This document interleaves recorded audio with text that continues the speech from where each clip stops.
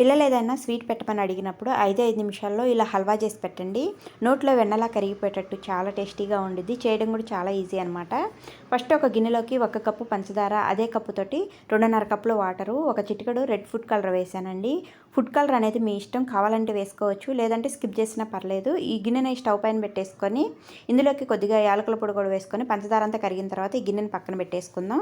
ఇప్పుడు వేరే ప్యాన్లోకి 1 కప్పు శనగపిండి, మనం ఏ కప్పుతో అయితే పంచదార తీసుకుంటామో అదే కప్పుతోటి శనగపిండి, 1/2 కప్పు కరిగించిన నెయ్యిని కూడా వేసుకొని మంట లోటు మీడియంలో పెట్టుకుంటూ ఒక 2 నుంచి 3 నిమిషాల పాటు శనగపిండిని ఫ్రై చేసుకోవాలి. శనగపిండి కాస్త కలర్ కూడా మారిద్ది. ఈ టైంలో మనం రెడీ చేసి పెట్టుకున్న పంచదార వాటర్ని ఒకేసారి పోయకుండా కొద్ది కొద్దిగా పోసుకుంటూ ఈ మిశ్రమాన్ని అంతా కూడా బాగా కలుపుకోవాలి. ఇలా దగ్గర పడిన తర్వాత ఫ్లేమ్ మీడియంలో పెట్టేసుకొని కంటిన్యూస్గా కలుపుకుంటూ ఈ స్వీట్ నుంచి నెయ్యి సపరేట్ అయ్యేంత వరకు ఉంచేసి స్టవ్ ఆఫ్ చేసుకొని చివరిలో కొద్దిగా కట్ చేసి పెట్టుకున్న డ్రై ఫ్రూట్స్ని కూడా వేసుకొని ఇలాగే తినేయచ్చు. లేదా అంటే గరిటెతోటి ఈ విధంగా సర్వ్ చేసామంటే పిల్లలు